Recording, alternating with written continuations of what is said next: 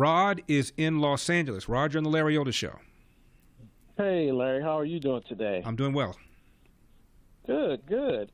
I wonder why you're always beating down on the Democrats that run this city. You ran for governor. You didn't make it.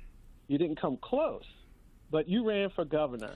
Your ideas no one agreed with.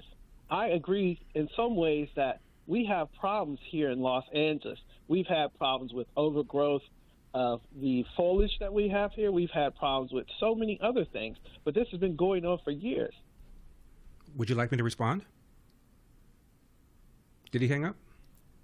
Okay. No, I'm here. Okay. I'm not going to hang up on you. Rod, have you ever run for office? I would be smart enough to know I wouldn't be able to do it like you should have been. So the answer is no.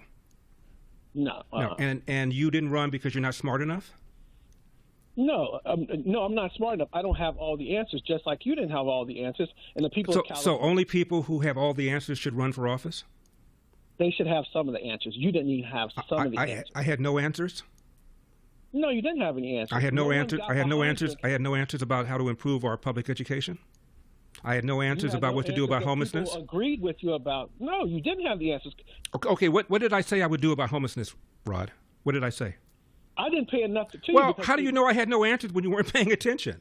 Because what did I say I would do about our public education? Years since you.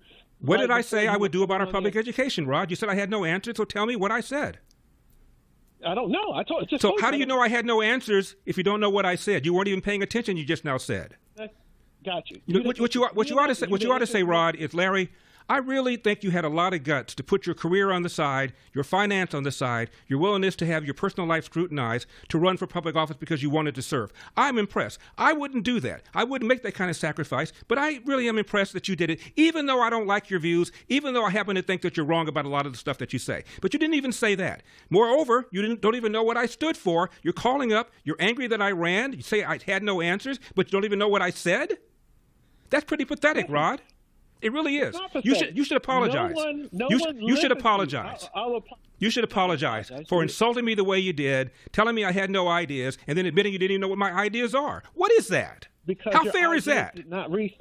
Your ideas did not reach the people in California. So anybody that loses, their ideas did not reach. So anybody that runs who loses, therefore, had no ideas. So Karen Bass, Kamala Harris had no ideas. Kamala Harris had no ideas. Did you vote for Kamala Harris? That's why she lost. Did you vote for Kamala Harris? Rod, did you vote for Kamala Harris? I did. You did. She lost. So therefore, by your logic, she had bad ideas because nobody bought them. She lost. What a moron. So let me just follow the logic here. I lost, and it means I had no ideas because I lost. So anybody who runs for office and you lose, it means you had no ideas. There hasn't been a Republican who's won statewide here in California in 20 years, which means no Republican had any ideas that were any good for 20 years. In the recall election, there were 46 replacement candidates. I got 3.5 million votes, more than virtually all of them combined.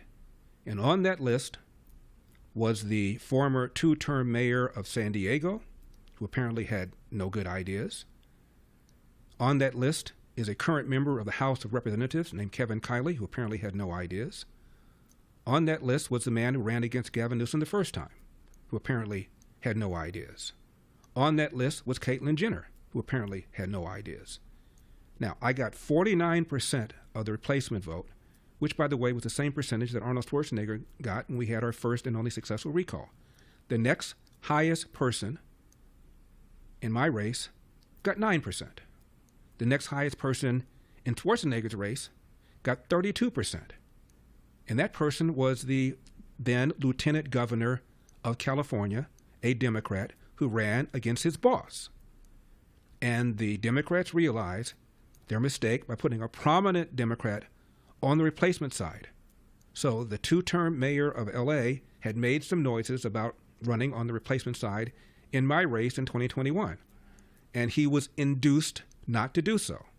As a result, Many other Democrats were not nearly as well known, and they did that to ensure that a lot of people wouldn't vote for the first part of the ballot, which was, do you want Gavin Newsom recalled? When one of the replacement candidates is a prominent Democrat, that means a whole lot more people are going to vote for Proposition 1, that is, I do not want Gavin Newsom to keep his job. They made sure that didn't happen. I raised $27 million in 8 weeks because I got in with only 8 weeks left, more than all of the other candidates combined. On the replacement side, I carried every single one of California's 58 counties except for San Francisco, and I lost that by 149 votes.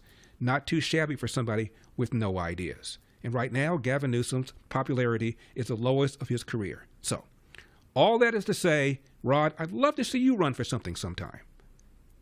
Let's see if you have the cashews to do it. Thanks for watching these clips from The Larry Elder Show. If you enjoyed this content, be sure to subscribe to my channel and hit the bell icon so you never miss a moment. More thought-provoking discussions are just a click away, so stay tuned, and we'll see you in the next one.